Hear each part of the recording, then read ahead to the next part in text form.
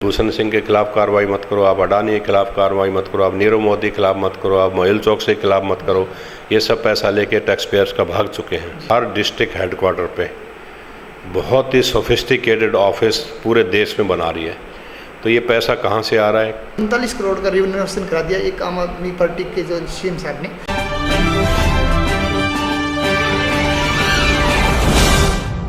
Active India में आपका हार्दिक स्वागत है। मैं शंकर धीमा।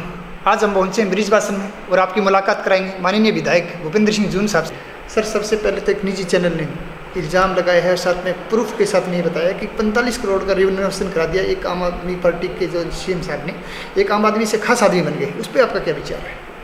ये सब प्रोपेगेंडा है।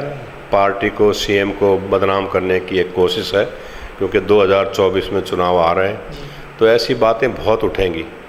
जो भी मकान रेनोवेट हुआ वो सीएम साहब का पर्सनल तो है नहीं, सरकारी प्रॉपर्टी है।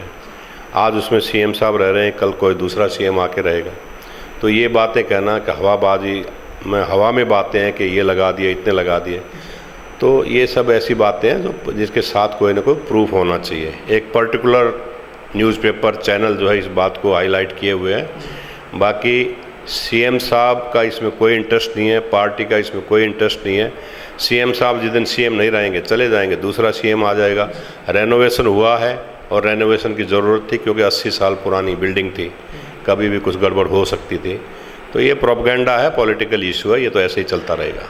सर, बात करें गुजरात के चीफ मिनिस्टर, उसने 1500 करोड़ का जहाज खरीदा। साथ में माननीय प्रधानमंत्री हैं, उनके घर के ऊपर भी 5800 करोड़ रुपए लगाए जा रहे हैं। और साथ में अभी बीजेपी का कार्यालय भी बने हैं, उसके ऊपर भी पैसा कहाँ से आ रहा है, उसके ऊपर भी आप बहुत सारे पर्सन उठते हैं। तो कहीं ना कहीं ऐसा नहीं लग रहा कि जो बीजेपी की लॉबी है या आम आदमी पार्टी की जो वकीलों की लॉबी है उसके ऊपर ध्यान नहीं दे रही है? क्योंकि एक जो पार्टी है जो कार्यालय बना रही है वो उसका पैसा कहाँ जा रहा है वो अभी तक पता नहीं चल रहा, लेकिन एक चीफ मिनिस्टर के ऊपर जो कटाक्ष किया जा रहा है। देखिए, ये तो बात सही है कि आज बीजेपी अपने हर डिस्ट्रिक्ट हेडक्वार्टर पे बहुत ही सोफिस्टिकेटेड ऑफिस पूरे देश में बना रही है।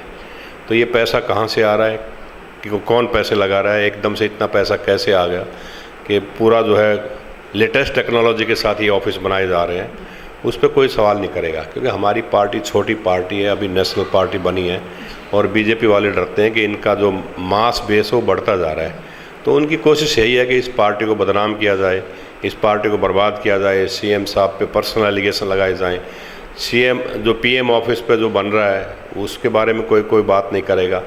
इन्होंने जो एक्सपेंडिचर दिखाए हैं, चाहे उन्होंने पीएम हाउस पे दिखाए हों या अपने पार्टी ऑफिस के लिए बनाए हों, उस पर कभी कोई ना सीएजी रिपोर्ट आएगी, ना ईडी सीबीआई उनके बारे में कोई इंक्वायरी करेगी। दुनिया भर की कंप्लेंट्स आती हैं, लेकिन ये दबा दी जाती हैं। और दिल्ली के सीएम को जो है जानबूझ के तंग किया जा रहा है। कैसे कैसे, मतलब हर उनका जो चीफ मिनिस्टर किसी भी स्टेट का ले लीजिए आप, उनके गवर्नमेंट के अपने ये खरीदे हुए हैं हेलीकॉप्टर्स, बड़े बड़े मकान हैं, उनमें क्या हो रहा है क्या नहीं हो रहा है कोई बात नहीं उठाएगा। लेकिन अब ये ठीक है कि ये दिल्ली के चीफ मिनिस्टर हैं और भाजपा को इनसे डर लगता है कि भाई ये हो सकता है और आगे ना बढ़ जाएं, 2 सरकारें बन चुकी हैं, तो इनको जानबूझ के टारगेट किया जा रहा है। सर, बात करूँ सत्ताधारी पार्टी की, विपक्ष ने काफ़ी जेपीसी की मांग भी की, काफ़ी प्रदर्शन भी हुए, कैंडल मार्च भी निकाले लोगों ने, और अडानी की बात कर रहा हूँ। साथ में आपको एक और मुद्दे की बात करूँ, किसान मुद्दा।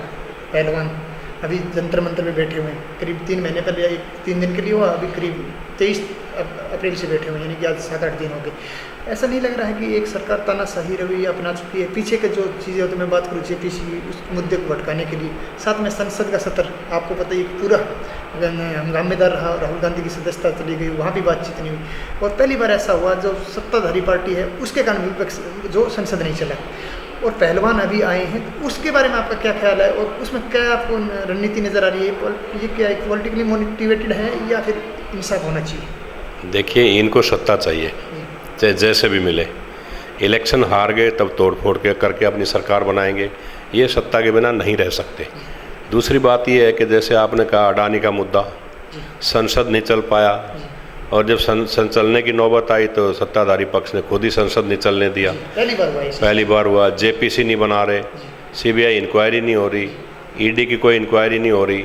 प्रूफ हैं, अडानी इन्वॉल्व था, उसके भाई भी इन्वॉल्व थे, पैसा इन कंट्री से बाहर गया, लेकिन वहाँ कोई कुछ नहीं कहेगा। आज तक पीएम ने इस बारे में कोई स्टेटमेंट आज तक नहीं दी है। तो उस पे तो ये कोई कुछ करेंगे नहीं। एक धींगा मस्ती की सरकार चल रही है, कानून से नहीं चल रही, डेमोक्रेसी को तार तार कर दिया इन लोगों ने। बस इनको जो भी कमियां नज़र आती हैं वो आती हैं सिर्फ अपोजिशन पार्टी में और उनके नेताओं में। अब ये पहलवानों के केस का आपने जिक्र किया, 7-8 दिन से बैठे थे।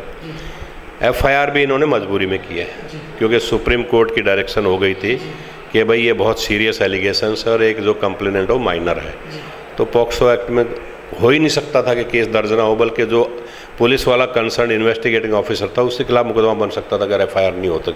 तो जब सुप्रीम कोर्ट ने इंटरवीन किया तो इनको FIR मजबूरी में करनी पड़ी, लेकिन अब उसको लटका रहे हैं। हमें नहीं लगता, क्योंकि 2024 का चुनाव सर पे है, कि ये बृजभूषण सिंह के खिलाफ कोई कार्रवाई करेंगे। अब ये कह देंगे जांच चल रही है, लेकिन FIR के बाद भी उसके खिलाफ अभी कोई ऐसी बात नहीं है कि उसको बुला के इंटरोगेट करें या उसको अरेस्ट करें या उसको प्रॉपरली इन्वेस्टिगेट करें।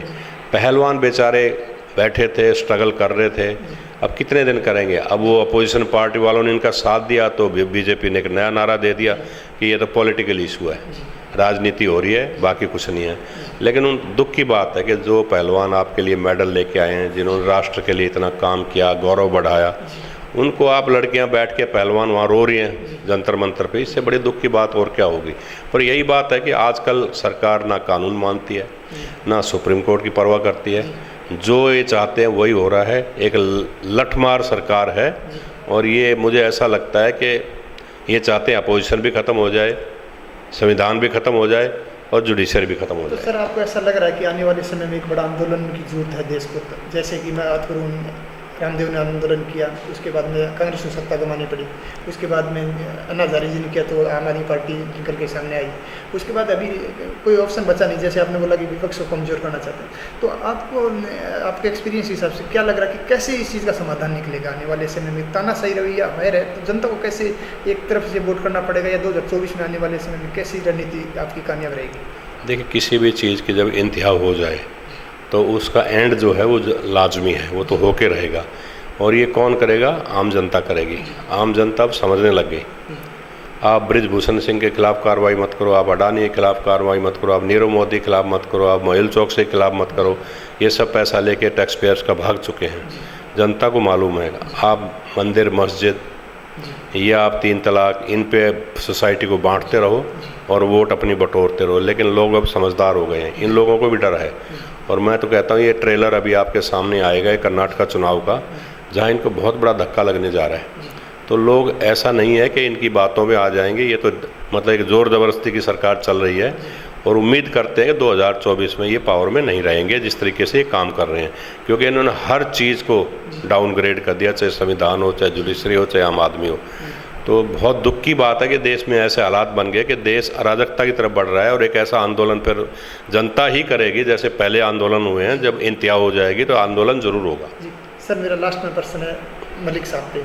सत्यपाल मलिक जो 3 राज्यों के राज्यपाल भी रहे, उन्होंने भी एलिगेशन लगाई थी। सबसे बड़ी बात है फौज के ऊपर जो पुलवामा हमला हुआ, वहाँ पे जो बोला कि उसमें जो कमियां सरकार की गिनाई गई। उसके बाद में सरकार, कुछ मंत्रियों ने हमलावर जरूर हुए थे, लेकिन उसके बाद उनकी पुरानी हिस्ट्री निकालने लग गई। उन्होंने 4-5 पार्टियाँ बदली। तो आपको ऐसा नहीं लग रहा है कि जो आदमी सत्ता पक्ष के खिलाफ बोलेगा तो वो देशद्रोही हो जाएगा, यानी सर्टिफिकेट BJP देगी? बिल्कुल ठीक बात है ये। सत्यपाल जी ने जो बात कही उस पर कोई इंक्वायरी तो हुई नहीं, चाहे पुलवामा का हो, चाहे J&K में 2 प्रोजेक्ट्स के बारे में उनको 300 करोड़ रुपए ऑफर देने का हो, बल्कि उल्टा उनको डिस्क्रेडिट करने की कोशिश की जा रही है। अगर सत्यपाल जी इतने भरोसे के लायक नहीं हैं या उनकी इंटेग्रिटी डाउटफुल है, तो क्यों आपने उनको 3 स्टेट्स का गवर्नर बनाया? J&K जैसे सेंसिटिव स्टेट का आपने उसको गवर्नर बनाया। आपके वो MP रहे, मिनिस्टर भी रह चुके हैं। तो अब आप, क्योंकि वो आपके खिलाफ बोल रहे हैं तो वो आपको पसंद नहीं, और आप उनको एक प्रोपेगेंडा वार शुरू कर दिया है कि भाई ऐसा है, और उनको डिस्क्रेडिट करने की कोशिश की जा रही है। बहुत गलत है। लेकिन अल्टीमेटली आप देखना, कभी न कभी आगे चल के कानून का राज तो है ही इस देश में। अभी तक सुप्रीम कोर्ट पर सब पे उम्मीद है कि कोई इनको ऐसी सिचुएशन आएगी कि भाई सत्यपाल मलिक जी के एलिगेशंस पे भी इंक्वायरी ज़रूर होगी।